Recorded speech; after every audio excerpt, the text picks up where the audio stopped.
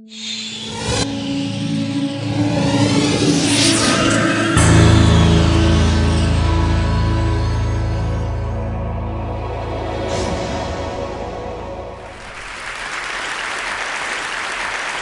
grew up to study the brain because I have a brother who has been diagnosed with the brain disorder schizophrenia. And as a sister, and later as a scientist, I wanted to understand, why is it that I can take my dreams, I can connect them to my reality, and I can make my dreams come true? What is it about my brother's brain and his schizophrenia that he cannot connect his dreams to a common and shared reality, so they instead become delusion? So I dedicated my career to research into the severe mental illnesses, and I moved from my home state of Indiana to Boston, where I was working in the lab of Dr. Francine Bennis in the Harvard Department of Psychiatry. And in the lab, we were asking the question, what are the biological differences between the brains of individuals who would be diagnosed as normal control, as compared with the brains of individuals diagnosed with schizophrenia, schizoaffective, or bipolar disorder? So we were essentially mapping the microcircuitry of the brain, which cells are communicating with which cells, with which chemicals, and then in what quantities of those chemicals. So there was a lot of meaning in my life because I was performing this type of research during the day, but then in the evenings and on the weekends, I traveled as an advocate for NAMI, the National Alliance on Mental Illness. But on the morning of December 10, 1996, I woke up to discover that I had a brain disorder of my own. A blood vessel exploded in the left half of my brain. And in the course of 4 hours, I watched my brain completely deteriorate in its ability to process all information. On the morning of the hemorrhage, I could not walk, talk, read, write, or recall any of my life. I essentially became an infant in a woman's body. If you've ever seen a human brain, it's obvious that the two hemispheres are completely separate from one another. And I have brought for you a real human brain.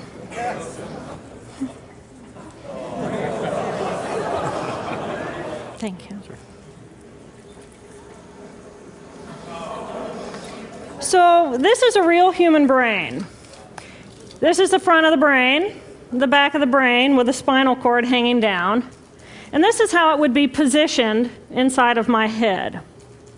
And when you look at the brain, it's obvious that the two cerebral cortices are completely separate from one another. For those of you who understand computers, our right hemisphere functions like a parallel processor, while our left hemisphere functions like a serial processor. The two hemispheres do communicate with one another through the corpus callosum, which is made up of some 300 million axonal fibers. But other than that, the two hemispheres are completely separate. Because they process information differently, each of our hemispheres think about different things, they care about different things, and dare I say, they have very different personalities. Excuse me. Thank you. It's been a joy. Our right human hemisphere is all about this present moment. It's all about right here, right now. Our right hemisphere, it thinks in pictures, and it learns kinesthetically through the movement of our bodies. Information in the form of energy streams in simultaneously through all of our sensory systems, and then it explodes into this enormous collage of what this present moment looks like, what this present moment smells like and tastes like, what it feels like, and what it sounds like. I am an energy being connected to the energy all around me through the consciousness of my right hemisphere. We are energy beings connected to one another through the consciousness of our right hemispheres as one human family. And right here, right now, we are brothers and sisters on this planet, here to make the world a better place. And in this moment, we are perfect, we are whole, and we are beautiful. My left hemisphere, our left hemisphere, is a very different place. Our left hemisphere thinks linearly and methodically. Our left hemisphere is all about the past, and it's all about the future. Our left hemisphere is designed to take that enormous collage of the present moment and start picking out details, and more details about those details. It then categorizes and organizes all that information, associates it with everything in the past we've ever learned, and projects into the future all of our possibilities. And our left hemisphere thinks in language. It's that ongoing brain chatter that connects me and my internal world to my external world. It's that little voice that says to me, hey, you got to remember to pick up bananas on your way home. I need them in the morning. It's that calculating intelligence that reminds me when I have to do my laundry. But perhaps most important, it's that little voice that says to me, I am. I am. And as soon as my left hemisphere says to me, I am, I become separate. I become a single, solid individual, separate from the energy flow around me and separate from you. And this is a portion of my brain that I lost on the morning of my stroke. On the morning of the stroke, I woke up to a pounding pain behind my left eye. And it was the kind of pain, caustic pain, that you get when you bite into ice cream. And it just gripped me, and then it released me. And then it just gripped me, and then it released me. And it was very unusual for me to ever experience any kind of pain, so I thought, okay, I'll just start my normal routine. So I got up and I jumped onto my cardio glider, which is a full body, full exercise machine.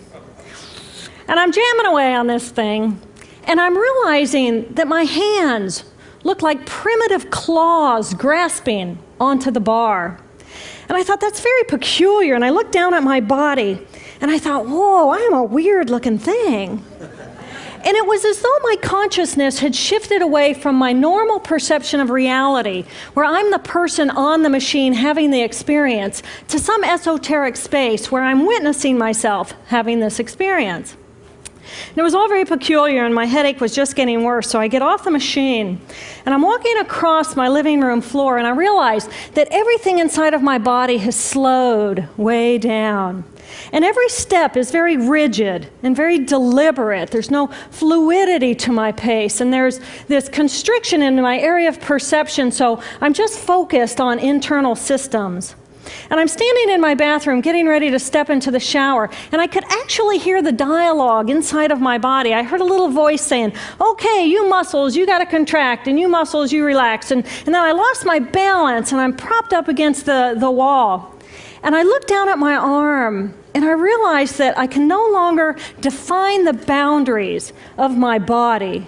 I can't define where I begin and where I end, because the atoms and the molecules of my arm blended with the atoms and molecules of the wall. And all I could detect was this energy. And I'm asking myself, what is wrong with me? What is going on? And in that moment, my brain chatter, my left hemisphere brain chatter, went totally silent. Just like someone took a remote control and pushed the mute button. Total silence. And at first I was shocked to find myself inside of a silent mind. But then I was immediately captivated by the magnificence of the energy around me. And because I could no longer identify the boundaries of my body, I felt enormous and expansive. I felt at one with all the energy that was, and it was beautiful there. And then all of a sudden, my left hemisphere comes back online, and it says to me, hey, we got a problem, we got to get some help. And I'm going, oh, I got a problem. So it's like, okay, I got a problem. But then I immediately drifted right back out into the consciousness, and I affectionately refer to this space as La La Land. But it was beautiful there. Imagine what it would be like to be totally disconnected from your brain chatter that connects you to the external world. So here I am in this space, and my job and any stress related to my job, it was gone. And I felt lighter in my body. And imagine all of the relationships in the external world and any stressors related to any of those, they were gone. And I felt this sense of peacefulness. And imagine what it would feel like to lose 37 years of emotional baggage. Oh, I felt euphoria. Euphoria. It was beautiful there. And then again, my left hemisphere comes online and it says, hey, you've got to pay attention. We've got to get help. And I'm thinking, I got to get help. I got to focus. So I get out of the shower and I'm mechanically dressed and I'm walking around my apartment and I'm thinking, I got to get to work. I got to get to work. Can I drive? Can I drive? And in that moment, my right arm went totally paralyzed by my side. Then I realized, oh my gosh, I'm having a stroke. I'm having a stroke. And then the next thing my brain says to me is, wow, this is so cool. This is so cool. How many brain scientists have the opportunity to study their own brain from the inside out? And then it crosses my mind, but I'm a very busy woman. I don't have time for a stroke. It's like, okay, I can't stop the stroke from happening, so I'll do this for a week or two, and then I'll get back to my routine. Okay, so I got to call help. I got to call work. I couldn't remember the number at work. So I remembered in my office I had a business card with my number on it. So I go into my business room, and I pull out a 3-inch stack of business cards.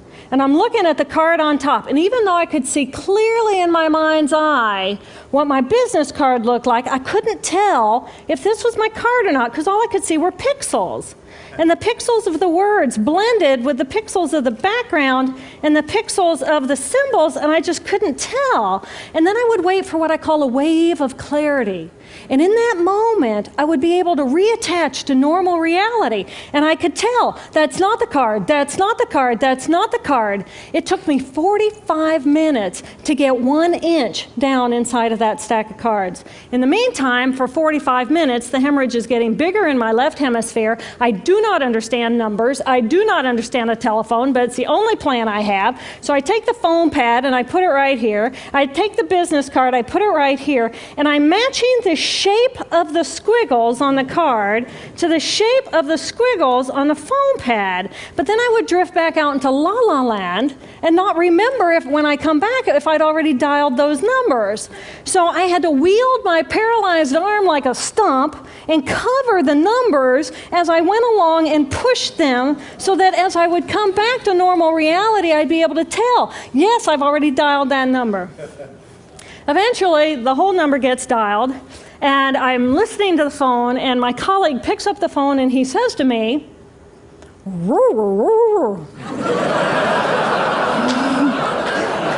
I think to myself, oh my gosh, he sounds like a golden retriever.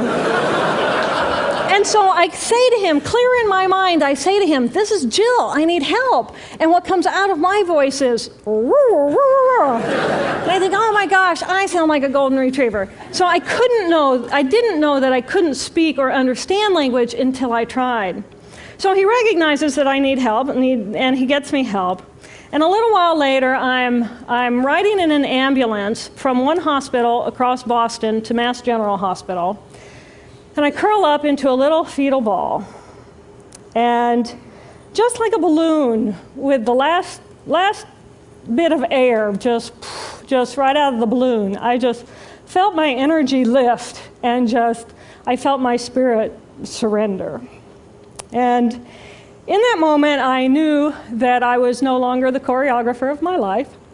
And either the doctors rescue my body and give me a second chance at life, or this was perhaps my moment of transition. When I woke later that afternoon, I was shocked to discover that I was still alive. When I felt my spirit surrender, I said goodbye to my life, and my mind was now suspended between two very opposite planes of reality. Stimulation coming in through my sensory systems felt like pure pain. Light burned my brain like wildfire, and sounds were so loud and chaotic that I could not pick a voice out from the background noise, and I just wanted to escape. Because I could not identify the position of my body in space, I felt enormous and expansive, like a genie just liberated from her bottle. And my spirit soared free like a great whale gliding through a sea of silent euphoria. Nirvana. I found nirvana. And I remember thinking there's no way I would ever be able to squeeze the enormousness of myself back inside this tiny little body. But then I realized, but I'm still alive. I'm still alive, and I have found nirvana. And if I have found nirvana and I'm still alive, then everyone who is alive can find nirvana. And I pictured a world filled with beautiful, peaceful, compassionate, loving people who knew that they could come to this space at any time and that they could purposely choose to step to the right of their left hemispheres and find this peace. And then I realized what a tremendous gift this experience could be. What a stroke of insight this could be to how we live our lives. And it motivated me to recover. 2.5 weeks after the hemorrhage, the surgeons went in and they removed a blood clot the size of a golf ball that was pushing on my language centers. Here I am with my mama, who's a true angel in my life. It took me 8 years to completely recover. So, who are we? We are the life force power of the universe with manual dexterity and 2 cognitive minds. And we have the power to choose moment by moment who and how we want to be in the world. Right here, right now, I can step into the consciousness of my right hemisphere where I am the life force power of the universe. I am the life force power of the 50 trillion beautiful molecular geniuses that make up my form, at one with all that is. Or I can choose to step into the consciousness of my left hemisphere, where I become a single individual, a solid, separate from the flow, separate from you. I am Dr. Jill BOLTE Taylor, intellectual, neuroanatomist. These are the we inside of me. Which would you choose? Which do you choose? And when? I believe that the more time we spend choosing to run the deep inner peace circuitry of our right hemispheres, the more peace we will project into the world, and the more peaceful our planet will be. And I thought that was an idea worth spreading. Thank you.